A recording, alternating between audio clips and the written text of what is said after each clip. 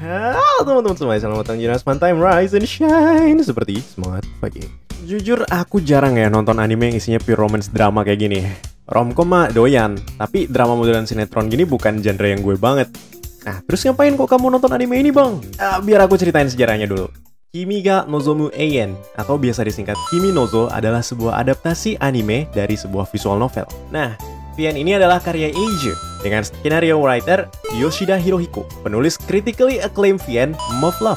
Ya, bentar lagi ada review Muv Luv, jadi kalau gak mau ketinggalan dipencet subscribe buttonnya dan loncengnya juga dibunyiin ya.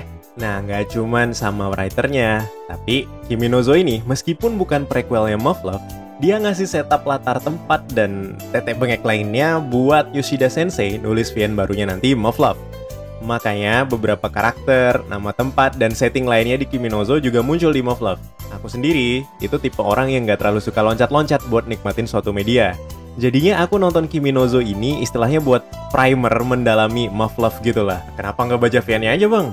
Oke, selain playtime-nya panjang banget nih, lihat 60 jam ya. Aksesnya itu masih susah, belum ada English patch-nya. Well, sebenarnya ada VN satu lagi yang judulnya Kimi ga Ita Kisetsu yang juga satu universe sama Muv Luv. Tapi ya itu tadi karena aksesnya susah, jadi ya mending nonton langsung animenya. Animenya Kimi Nozo ya.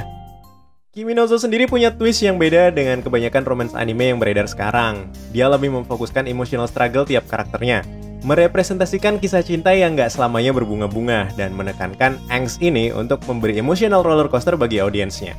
Kimi Nozo juga sempat tayang di barat dengan judul Rumbling Hearts, nandain gimana perusahaan kecil dan niche macam Eiju ini berhasil buat dapat audiens lebih luas dan mainstream. Nilainya di My Anime List juga lumayan loh, lihat nih. Nah, apakah habis nonton Nidra jadi demen nonton romance drama? Sayangnya enggak. Anime ini semacam epitome yang merepresentasikan kenapa aku nggak suka anime romance drama. Karakternya goblok-goblok, semuanya. Emang ceritanya tentang apa, Bang? Jadi gini, intinya ada 4 murid SMA yang persahabatannya inseparable, anjay. Mereka adalah MC kita, Takayuki. Terus ada cewek pendiam malu-malu, Haruka. Terus ada cewek sporty dan sosial, Mitsuki. Dan cowok yang, ya pokoknya dia adalah, namanya Shinji. Anime ini dimulai dengan confession Haruka pada Takayuki. Hubungan mereka awalnya nggak berjalan lancar, tapi akhirnya dengan dorongan Mitsuki, yang sebenarnya juga punya feeling pada Takayuki, akhirnya mereka bisa lanjut tanpa hambatan. Sampai suatu ketika, terjadi kecelakaan pada Haruka yang membuatnya tak sadarkan diri selama 3 tahun. 3 tahun yang berjalan ini tentu memberi banyak perubahan bagi tiap karakternya. Conveniently, begitu Haruka sadar, ingatan dia jadi kayak ikan mas. Fungsi kognitif dia bermasalah, jadi nggak bisa nyadar kalau 3 tahun itu udah berlalu. Ini ngasih dampak yang mukul buat karakter-karakter lainnya yang bikin mereka ikut terjebak di masa lalu karena harus berbohong buat ngadepin Haruka. Dan tentunya nimbulin banyak masalah baru. Menarik nggak menurut kalian?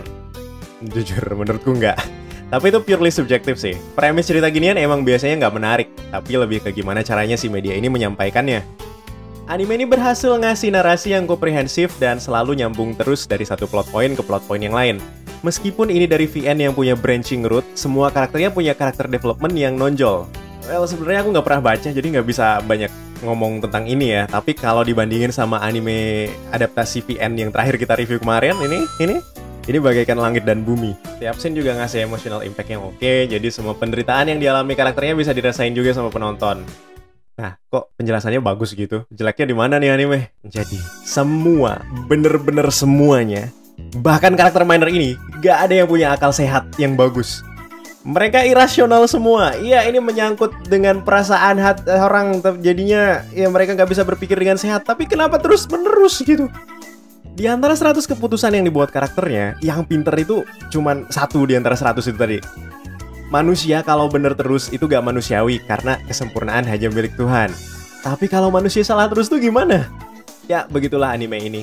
Dari awal sampai akhir selalu ada aja masalah baru yang numpuk terus-terusan karena tiap karakternya selalu milih putusan yang paling buruk yang bisa dipilih. Aku gak mau ngasih spoiler meskipun anime ini udah keluar lama banget dan meskipun aku gak suka ceritanya ya.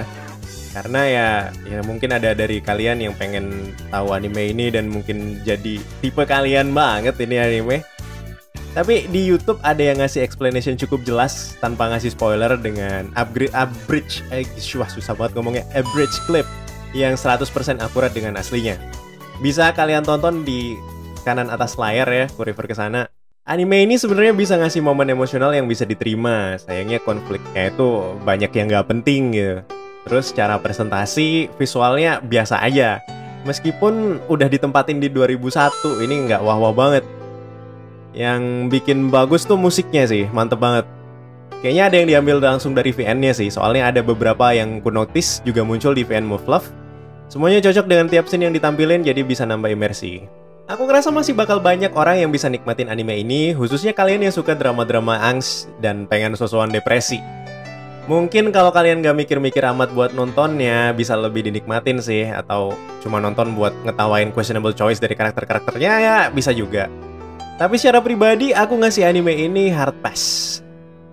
Gitu aja video kali ini, terima kasih banyak untuk donatur kita di bulan ini, ada Pidodo. Buat yang lain, kalau suka jangan lupa like-nya, kalau nggak suka jangan di-like, tapi kasih masukan buat kedepannya. Jangan lupa subscribe biar gak ketinggalan update channel baru, dan kalau mau bantu lebih bisa donasi sedikit ke traktir.id/library. Selamat pagi.